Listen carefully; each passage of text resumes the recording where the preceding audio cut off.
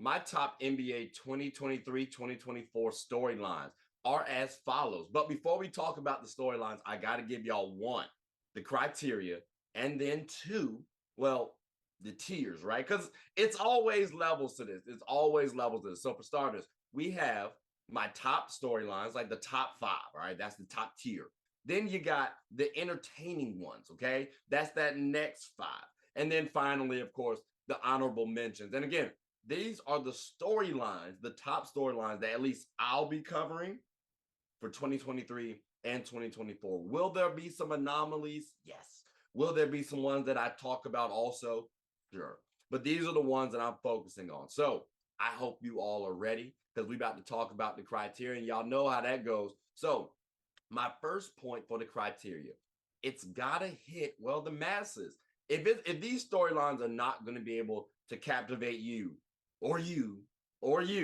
like, why would it really matter? Like it's got to be entertaining. And speaking of entertaining as well, it's also got to be entertaining, not just to the casual fans, but the basketball fans. Those basketball fans who, like myself, follow the draft, follow the free agency, follow the contracts, hell, even read documentation like that you don't really care to so much. Like, come on now. So if it's hitting both of those two entities, well, we good. So I gave y'all the listing, the tiers, and then I gave y'all the criteria. So now we got to go ahead and kick off this year's top NBA storylines, at least for my show. All right. So look, we're going to talk about the honorable mentions. It's, of course, obvious we're going to have to start off with them. It's an honor for them to be up here, hence the name honorable mention. So there's about 7 teams to talk about. Real quick, though, we're just going to speak to them real fast. So with that being said, we got to talk about the team that went to the finals, the Miami Heat. I mean, are they going to have the status quo? Will they actually make a trade this season? Remember, they did get to the finals off of what some people would call one of the worst teams in NBA history based off draft status. They haven't really changed too much. In fact, they actually lost some players and then drafted a couple, but we'll see how it works out. But right now, it's looking like they have the status quo. So questions are, will Jimmy and Bam be enough? Because, yes, that's what got them to the finals last year. Remember that. But then we also got to factor in, well, are they an NBA duo? Where's their rank? Do they need to dominate? All that stuff. Like, that's what we need to focus on with Jimmy and Bam Adebayo. And I'm happy we can look at them now. I was curious about Bam last season. We also got here Tyler Hero. What's his value?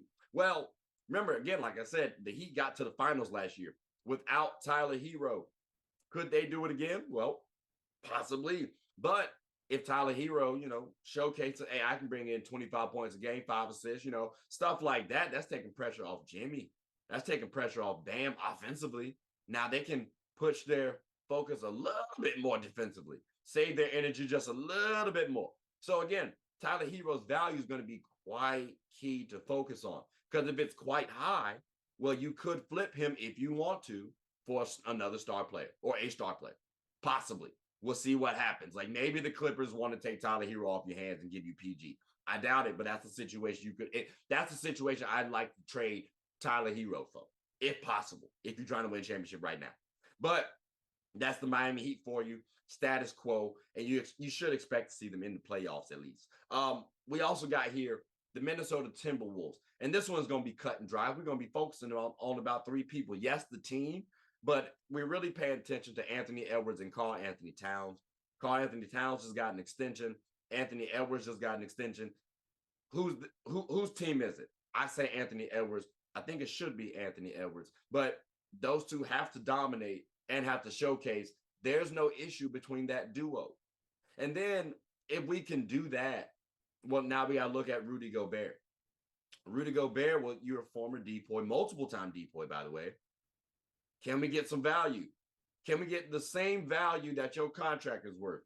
I don't believe so, but prove me wrong. Prove the doubters wrong, because you still are a rim protector. And if you can give me about 15 points a game, which you should be able to do, just a little bit more offensive production, Rudy. If you could have ever developed a jump shot, that would have been smooth.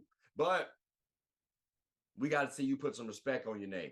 because now a lot of people are trying to slander you, talking about Rudy Gobert is overvalued. Again, I might be on that wagon as well. Tough. But those are the three things we're going to be focusing on for the Wolves. Essentially, will they be ready? Because they do have the team, the talent to actually make things interesting in the West. I'm thinking second round Western Conference, possible Western Conference if everything works out perfectly.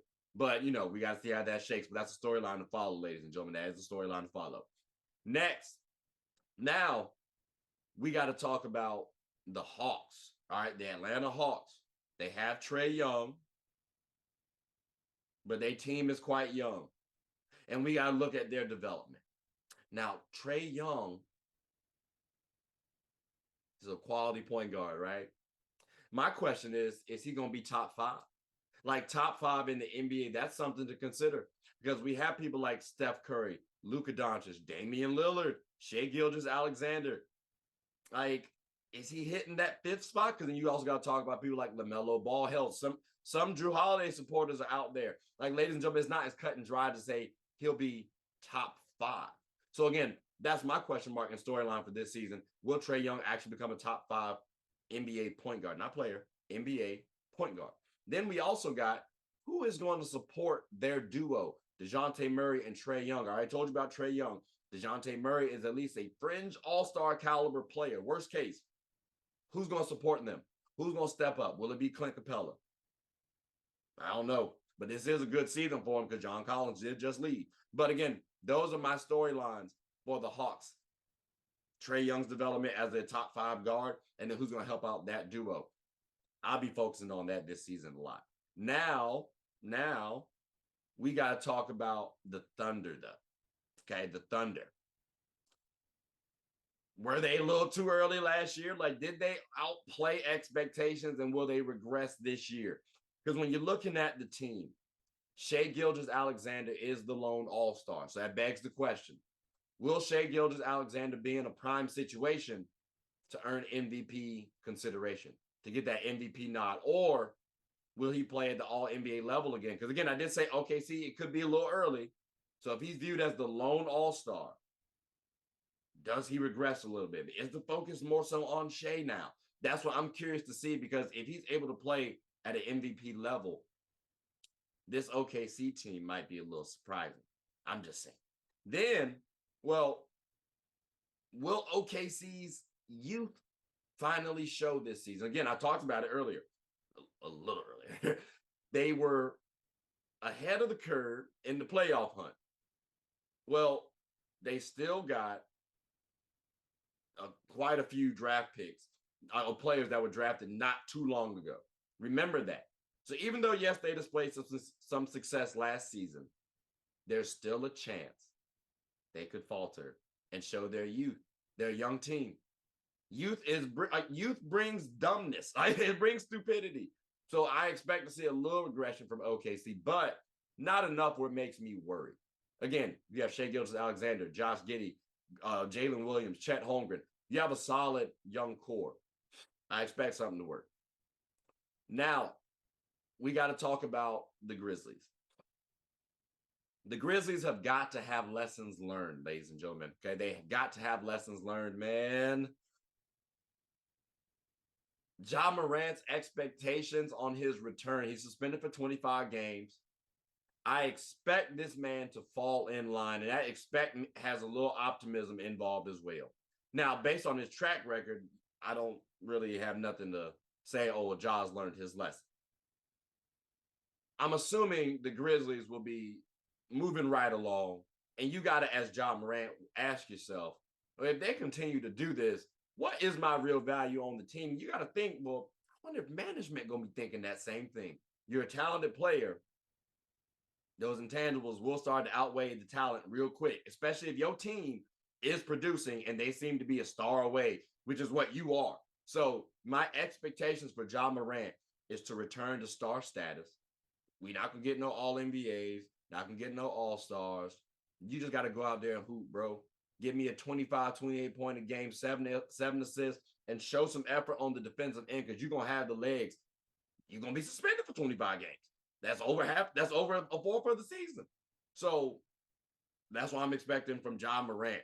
And then Jaren Jackson Jr. and Desmond Bane. What have they learned from prior year?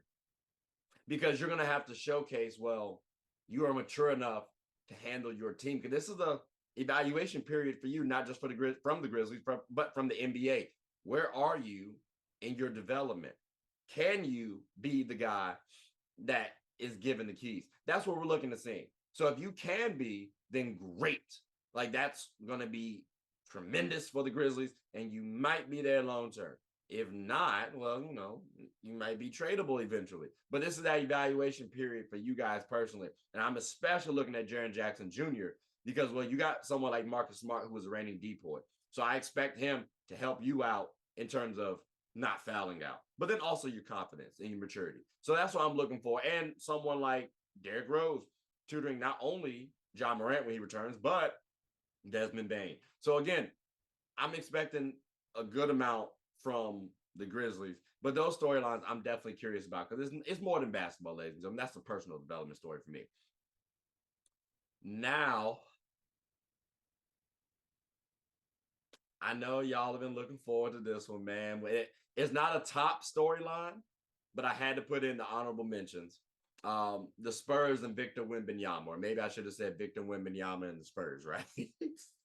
I'm still crying because one of my boys made a $200 bet or $100 bet. I got to double check the video now to saying that the Spurs would have a better record than my Lakers.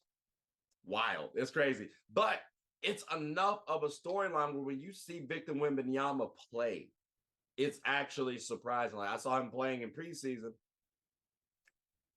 Hey, bro, like when he gets stronger, it's going to be a problem for the league. I'm telling y'all. But right now, it could be a little early. So I'm looking to see that development of Victor Wembanyama, who, when he goes up against players like Giannis, players like Jaren Jackson Jr., even like an Evan Mobley, who might be a little skinny right now, but still is a good comparison to defend because he has at least about 6'11", lanky and mobile enough.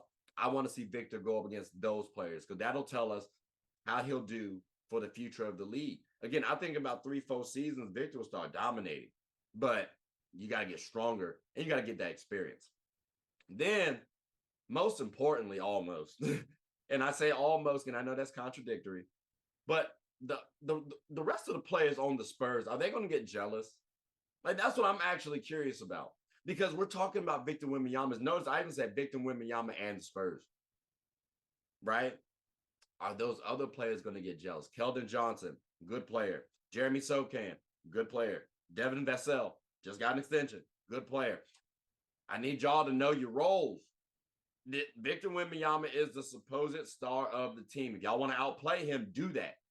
But there's no point. There is no reason to be jealous over Victor Wembanyama. I understand why jealousy would occur. No reason to be so. But that's the storyline that I'm paying attention to because I highly doubt people are going to be talking about his teammates like that. Just saying.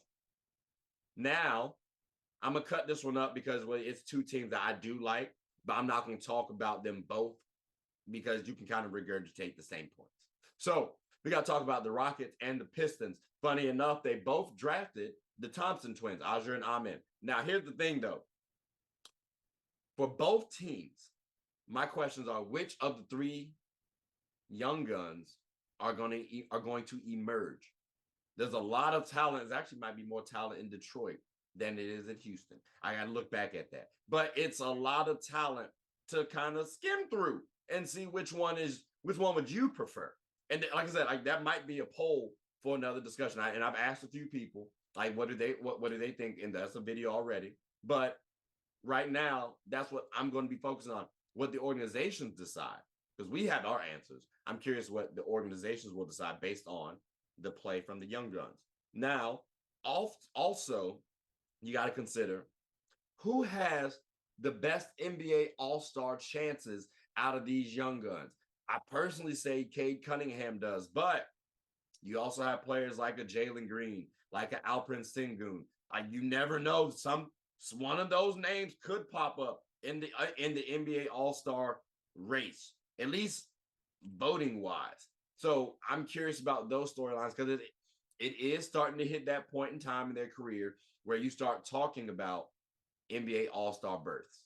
So again, for those honorable mentions, you heard them all. We're going to be covering them, but we got some other ones to talk about, ladies and gentlemen. I'm telling you right now, these are some good topics, boy. Woo! Hope y'all stay tuned because I'm excited. My top storylines, ladies and gentlemen, I'll be focusing on all of these all year long. Honorable mentions, I'll give a little, I'll give a little sham too. The entertaining ones, I might try to make it a little funny. And then the top focus, well, I'm gonna be focused, lasered in on them bad boys.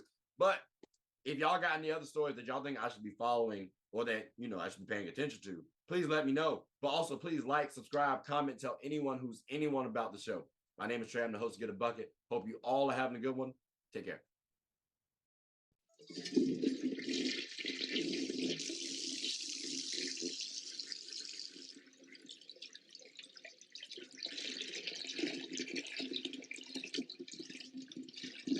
Oh, I did not know you guys were still here. As you can see, we're at the back end of the show. No pun intended, but look, hope you all enjoyed it. And before you go, please subscribe to the YouTube channel, follow the IG account, share the content to anybody who's anybody. And most importantly, leave your thoughts and comments below. But I got to go back and play Buddy in 2K, so let me unmute him real quick. Excuse me. Hey, boss, I'm back. Nah, you better catch this word. You know we get buckets around here, too.